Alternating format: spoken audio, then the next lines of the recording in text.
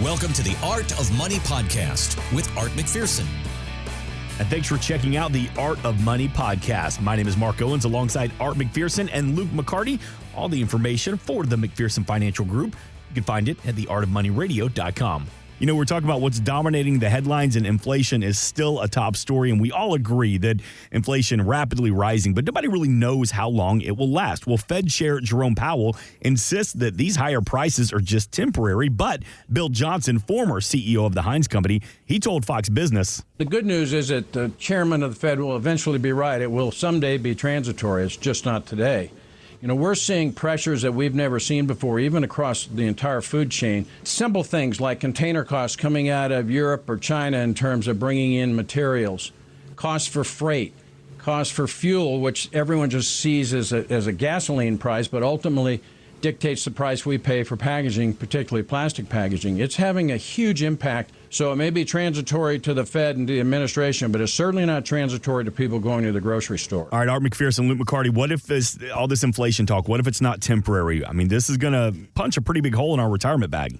It can. You know, we've made some recent changes to our portfolios to help adjust for, this inflation. But essentially, you need to be in the stock market. You need to own the companies that are raising their prices, because if not, you're going to get left behind. So if you have a bunch of cash on the sidelines, if inflation's really that 4.5-5% number, and it's not transitory, and it's going to be here for longer than expected, well, you just lost 5% on your savings account. So you need to be very careful there. So it can definitely punch a hole in your retirement. You need to be able to keep up with inflation, and we see it all the time. I'm seeing everything I'm buying, from diapers to, just milk to cheese to, steaks. Literally everything we buy today is going up, or it's shrinking, right? Shrinkflation. We talked about that. Yes, sir. The size is shrinking. The can stays the same. The size is shrinking. So instead of getting 36 rolls of toilet paper, maybe you're getting 32, but it's the same price. I want you to know that when we were at the lake house over the Labor Day weekend, someone brought, a person after my own heart, she brought a box of wine. And she even was looking at the back, and somebody was like, why box wine? She's like, could you get 4 bottles? And she looks at the back and goes, wait a minute, this says 3.5. They're cutting me short. And I'm in the background going, shrinkflation. That's true. It is real and affects everybody. I always can picture you in the back of wherever you are going, beer floater, shrinkflation. Here to help educate, Art McPherson. So when it comes to inflation, is this the new normal? Like, Art, in your opinion, is this just we're on this spending spree right now and we got to figure out a way to get some of this money back, or will it drop, or is just ebbs and flows of how inflation works? It depends. We kind of had a perfect storm. You had all this money get pushed out by the Federal Reserve. We had the government do their stimulus, where they did $4 trillion. We had the paycheck loans go out, for small businesses. So there was all this influx of cash. But then everybody was locked down. No one was traveling. So you had a lot of people just stuffing money at the same time. Then you had all this part of the bills that were done. You had all this unemployment benefits that were going out. So people, while they're staying home, even if they had lost their job, a lot of people, their actual take-home income increased, but they didn't have anything to do with it. So all this money just kind of sat there on the sidelines. And then starting this year, that money was ready to go to work. But what happened is you had now, for this year, all the interruptions from last year. We had all the supply chain interruptions. So it was like a perfect storm. And then at the same time, you had all of these different states that had different rules with COVID. So like Florida, we were kind of shut down for a couple months, and then we opened back up for business. Well, across the country, New York and California weren't open. So people started going, I'm losing my business, I'm losing this, let's move. And the pain was so major for them, they said, now's the time, let's go. So we had this huge influx, especially in Florida. We're an influx state already, but we had people coming from California and New York and Georgia, you name it. They were moving into a state that was more favorable for business and for COVID.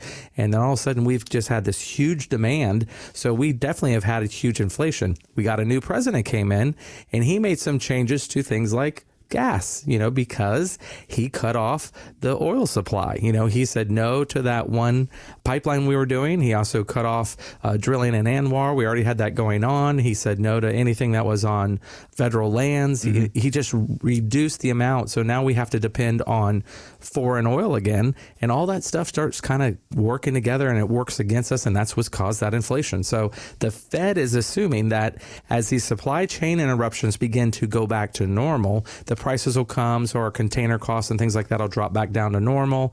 But that's why they're saying it's transitory, but we don't 100% know. Don't you feel like there's something special in the air with football back and the NFL kicking back this weekend and college football is back? Like, do you notice people just seem to be in a better mood? For sure. I mean, are you kidding me?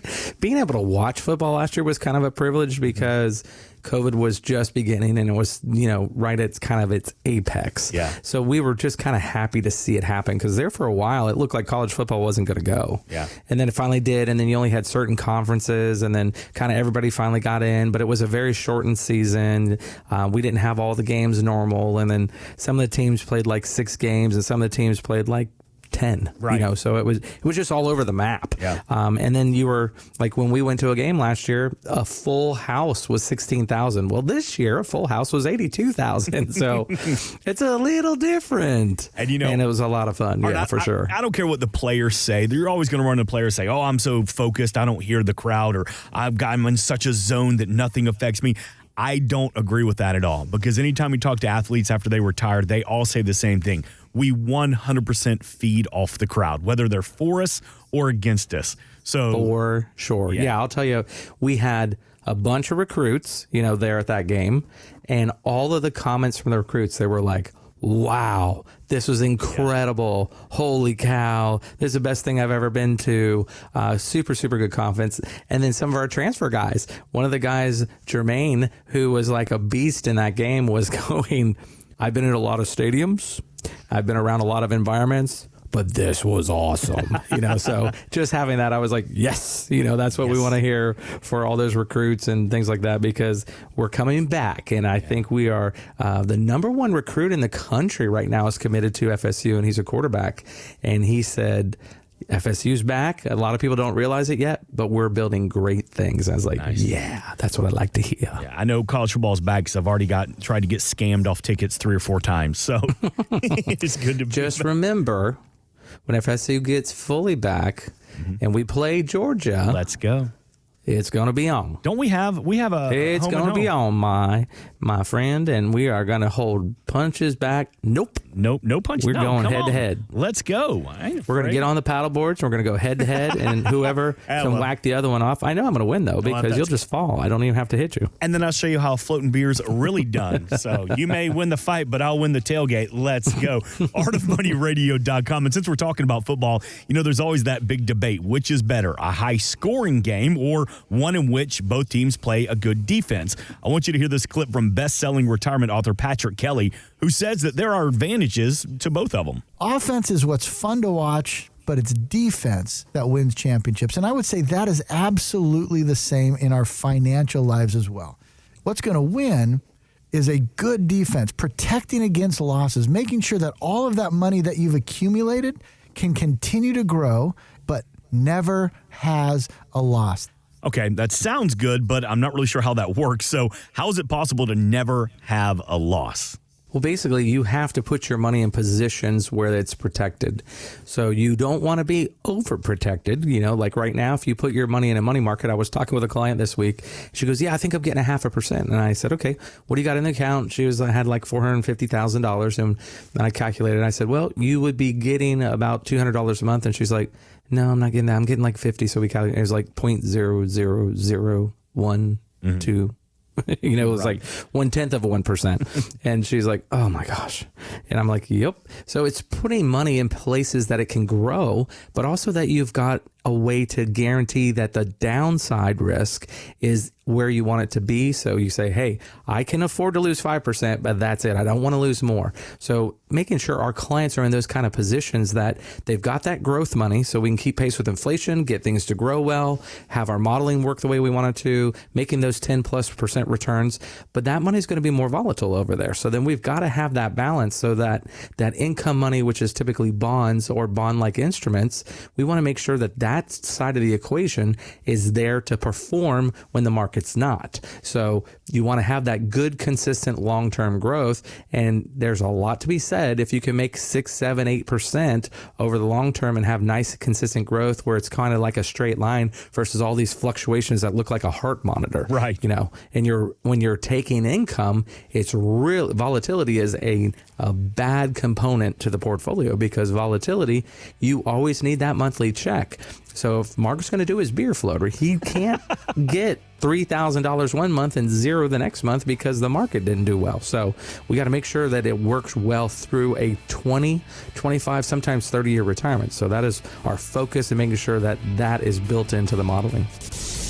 Thanks for listening. Want more from Art McPherson of McPherson Financial Group? Find us online at artofmoneyradio.com.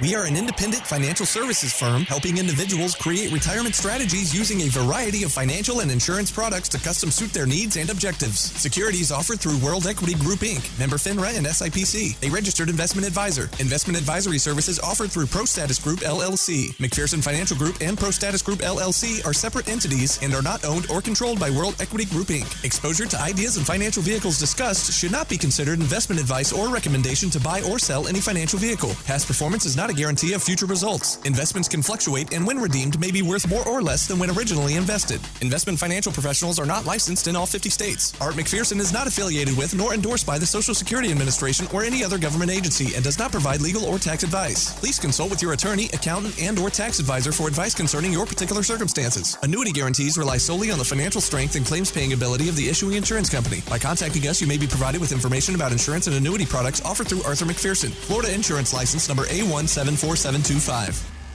Today's show has been a work of art.